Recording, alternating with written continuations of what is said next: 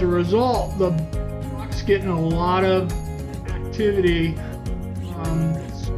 fighting and sparring and positioning themselves for the does that are available. And quite frankly, that's what blacktail likes. So that's another reason there's so many deer right here.